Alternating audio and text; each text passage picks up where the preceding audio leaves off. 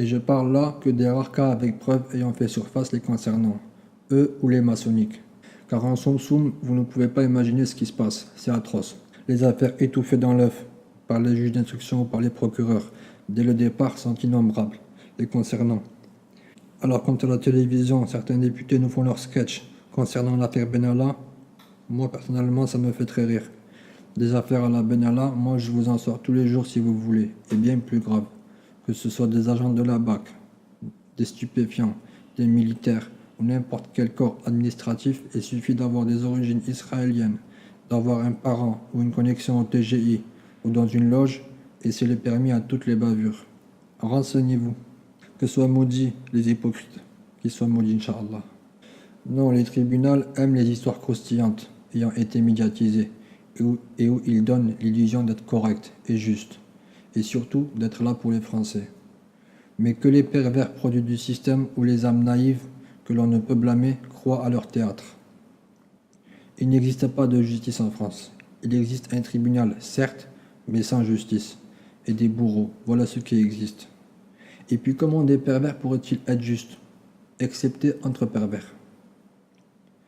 Donc c'est bien les lois talmudiques qui prédominent aujourd'hui, et qui, je précise, n'ont rien à voir avec le judaïsme, et beaucoup de juifs le savent, et ne veulent rien savoir de cette doctrine purement satanique.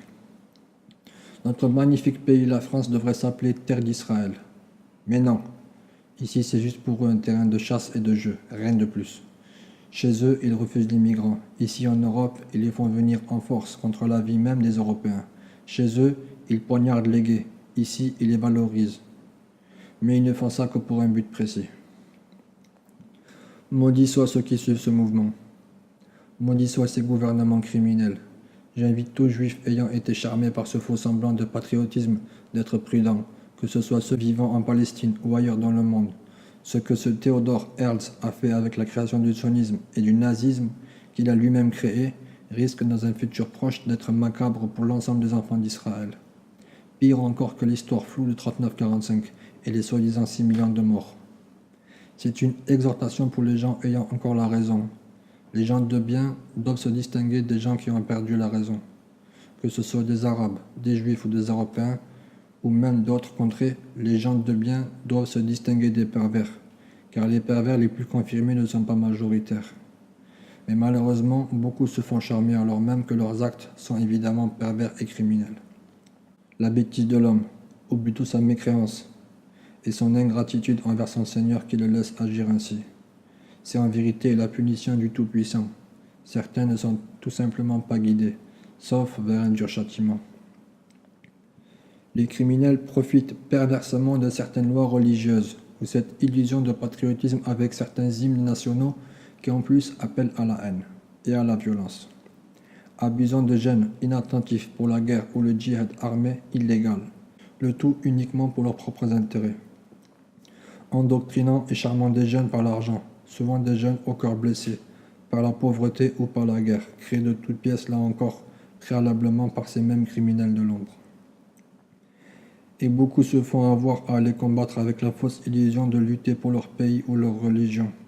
Mais le problème, c'est que dans un conflit avec une guerre en perspective, malheureusement, il y a un point de non-retour. Et c'est ce que je veux que l'on évite aujourd'hui car nous sommes tout proches. Le point de non-retour, c'est le comportement que beaucoup de gens dans le monde ont aujourd'hui, qui est la peur, le manque d'information, en d'autres termes, l'ignorance. Les criminels écrivent l'histoire. Les ignorants l'avalent, la prenant pour vérité. À tout moment, ils peuvent faire intervenir leur groupe criminel et la déclencher cette guerre. Voilà le point de non-retour. Alors que si des gens sont informés, courageux et endurants, le feu de la guerre est étouffé. Au mieux, retourner contre ceux qui ont gentiment pris soin de l'allumer. Les lois divines ne sont pas là pour rien. Gloire à celui qui embrasse toute chose de sa science. Les sionistes parmi les enfants d'Israël sur terre, il n'existe pas plus peureux qu'eux. C'est ceux qui ont le plus peur de la mort, encore plus que les associateurs. Ils sont forts pour tuer, expulser des gens sans armes, qu'ils soient d'origine juive, arabe, africaine, européenne ou d'ailleurs. Surtout ceux suivant le chemin de leur Seigneur. Ils sont forts pour assassiner lâchement, enlever et torturer. Ils sont forts pour tuer avec des missiles et des armes sophistiquées des gens sans défense. Ils sont surtout les professionnels de la manipulation pour allumer le feu de la guerre entre les nations et les peuples. Et évidemment, ce sont les plus forts en sorcellerie. Mais certainement pas pour faire la guerre eux-mêmes et surtout pas à armes égales. Et cela n'est pas nouveau. Depuis l'époque de Goliath, il en est ainsi. Alors vous l'aurez compris, comme ça s'est passé en Europe il y a plus de 70 ans, ou comme ça se passe depuis 20 ans en Afrique, au Moyen-Orient, aux Balkans, c'est bien en train de se repasser ici en Europe. Oui, les criminels continuent de souffler sur le brasier européen. Les mêmes bien sûr qui ont soufflé sur la braise libyenne, syrienne, ukrainienne, afghane, yéménite, centrafricaine, ivoirienne, vénézuélienne, et j'en passe. Les mêmes coupables des attentats de masse. Je dis bien de masse, car les attentats, il y a bien sûr deux catégories. Le mineur amplifié à coups de martelage médiatique criminel et le majeur à la World Trade Center. Donc vous l'aurez compris, petit égaré parfois toxicomane, en dépression, manipulé par les services de renseignement ou ensorcelé par la cabale, se croyant musulmans ou de ceux qui se font appeler chrétiens, versus gros poissons en col blanc, s'exultant sur nos écrans et aussi dans l'ombre. Ils peuvent rester dans l'ombre, les plus gros pervers n'aiment pas se montrer, mais ils seront bien présents, tête baissée, agenouillés devant le feu, maudits par leurs suiveurs, de ceux qui se considèrent comme étant les faibles par rapport à eux. Inch'Allah, dans un futur temporellement inconnu des habitants de la terre, mais bien certain. Dieu le Très-Haut, exalté soit-il, nous informe dans le Coran, sourate numéro 5, Al-Ma'ida, versets 62 à 66, qu'à chaque fois que les criminels allument un feu pour la guerre, il l'éteindrait. Je vous invite à aller lire ces versets coraniques sur le net si vous n'avez pas le livre en votre possession. Et ce feu, le Seigneur l'éteindra avec ou sans nous. Bénéfice à celui qui est du bon côté, bien sûr. Je vais vous partager, si Dieu l'agrée, la mise en garde contre certains points de la charia islamique afin de retirer ce qui n'est justement pas islamique et de retirer les pratiques pré-hébraïques que pratiquaient certains Hébreux, qui vont contre les enseignements des textes sacrés, contredisent la miséricorde et violent la loi du talion. Donc là encore, je demanderai à ceux qui ne sont pas en accord d'avoir du respect et de s'éloigner de mes enseignements avec responsabilité. Surtout les musulmans qui ne lisent le livre que très rarement ou alors ne le lisent pas avec le cœur, suivant ainsi que les conjectures des savants dans l'erreur ou d'autres pervers. Je ne veux surtout pas viser certains imams, mais la plupart des imams à mosquée officielle venus travailler en Europe, envoyés par des pays à majorité musulmane comme l'Algérie, l'Égypte ou l'Arabie Saoudite, ne sont pour la plupart que des incompétents, au pire des pervers travaillant pour le compte des services de renseignement, de force ou de plein gré. Les meilleurs d'entre eux, car gloire à Dieu, il y a encore des vertueux et beaucoup. Ces derniers ne sont simplement pas choisis pour avoir ce poste, ni dans leur pays, ni en Europe. Et s'ils passent les mailles du filet et arrivent en Europe, ils se font expulser très rapidement pour la vérité sortant de leur bouche.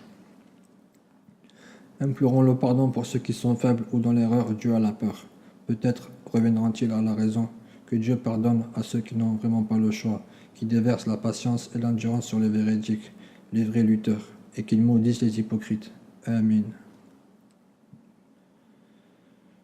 Comme vous le voyez, tout est bien organisé par les pervers.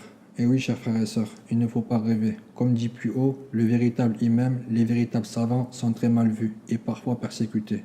Le plus nul accède au poste d'imam et à la TV. Les meilleurs sont entravés, ignorés, au pire tués. Et que ceux qui fréquentent les mosquées n'aient pas peur des hypocrites à la langue pendue, parmi ceux qui s'inclinent, travaillant pour le service de renseignement. Ne les craignez pas, craignez votre Seigneur, dites la vérité.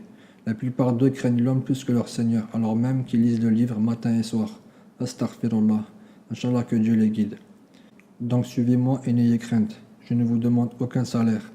Je ne suis pas un terroriste. Je vous fais quelques rappels, vous partage quelques sciences coraniques que vous devrez vous-même faire fructifier si vous les approuvez.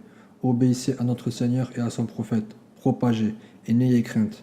La lapidation à mort, la mise à mort pour la fornication, la mise à mort des homosexuels et de ceux qui pratiquent la sodomie viole la loi du talion, entrave la repentance. Dieu n'a pas ordonné cela.